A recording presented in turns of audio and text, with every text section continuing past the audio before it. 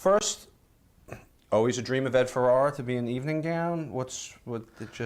I got to tell you having something. fun? I'm going to be like totally honest here. I've dealt with some great personalities and characters, and I've dealt with some not so great personality and characters. And I'm going to be honest with you. The longer my career went on, it kind of seemed like the personalities and the characters were harder and harder and harder to find. All of a sudden, everybody's a wrestler. No, you're not a wrestler. It's fake. You're not a wrestler. You're a performer. What you're doing in the ring is an act.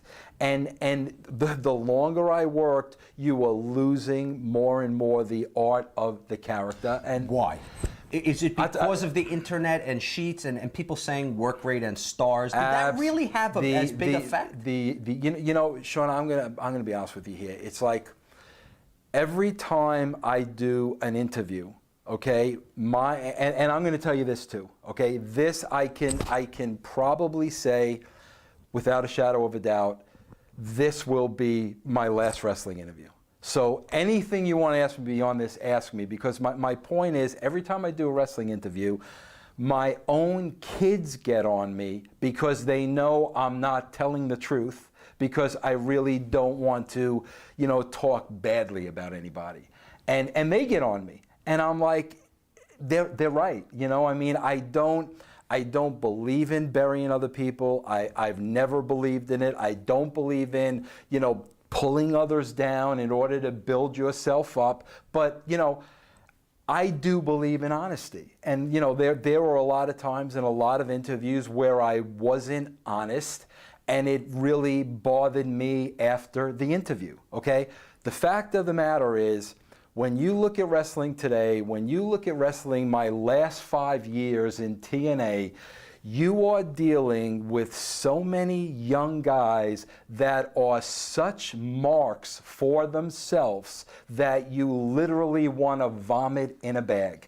And a lot of that is, yes, they do read the internet, and yes, they do want that match, that fake match, to get 4 stars, and all they care about is the match. And I used to sit there and tell these guys till I was blue in the face, before a match, and we're getting so off point here, but I might as well get this out because I'm not going to talk about this stuff again. But before a match, the hours and hours and hours they spend going over the match in the back, move for move with each other, getting in the ring, going over the match, move for move. And I used to sit there and tell them, do you not understand?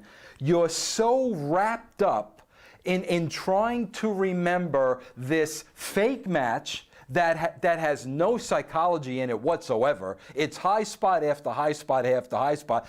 Go watch a Chief Jay Strongbow match and tell me how many high spots there were in the Chief Jay.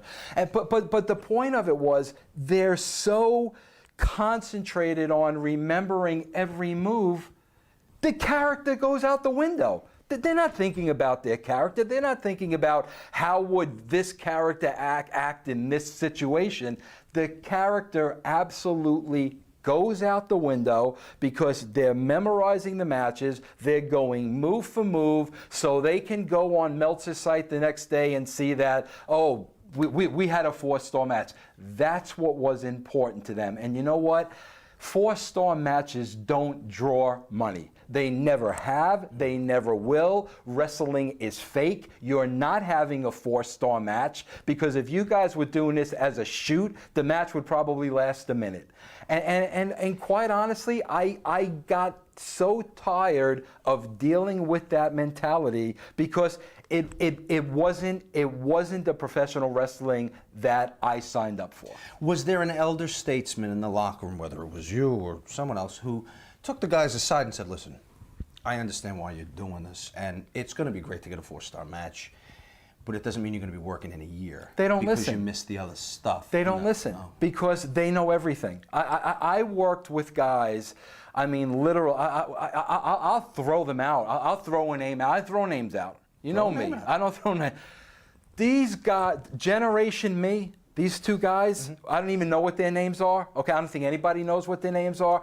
At 21 years old, or however they were, they knew more about wrestling and the wrestling business than Vince Russo would have ever known. And when you try to explain to them for their own good, you guys ain't going to make money this way. You're not going to be around in 5 years if you continue to do this in one ear and out the other. They know. Bully Ray would talk to these guys till he was blue. What better teacher than Bully Ray? Probably one of the last surviving, true artists in the sport today. He would talk to these guys till they were blue in the face, in one ear, out the other, week after week after week. It's the generation. It's they know more than the veterans in that locker room will ever know. But isn't it the fault of whoever hires somebody? Because you sit and you look at somebody and you go, all right, the in-ring is there, but look at the tape of them on the stick. This isn't going to work.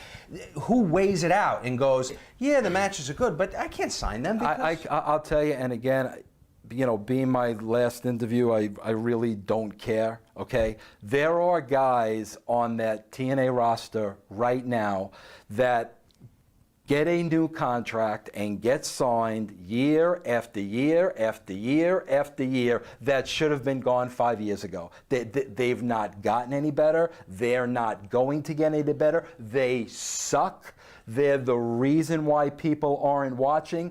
But when you have a boss that really doesn't understand the art of wrestling, that didn't sit through a Chief Jay Strongbow match, that didn't sit through the Valiant Brothers and Bruno Sammartino and Waldo Von Erich and really see Hulk Hogan, really seen pros at work, that really doesn't understand the concept and is literally running a business based on what the dirt sheet says. So if I'm picking... More so than Bruce or you or Hulk or Eric saying, trust us, he's not going to work. Yes. More so to go to the internet. Yes.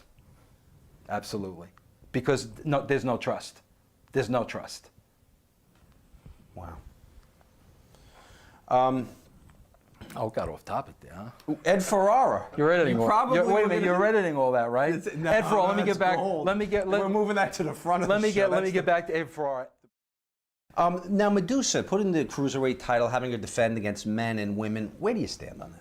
I think Medusa. Let's go back to the generation me at the.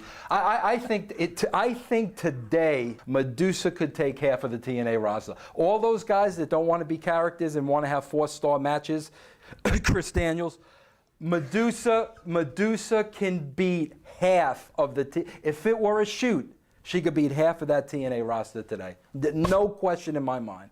No question about it. Okay. But it doesn't devalue. You hear these words, devalue, demean the title, put it on a woman, look at a man, hold it after.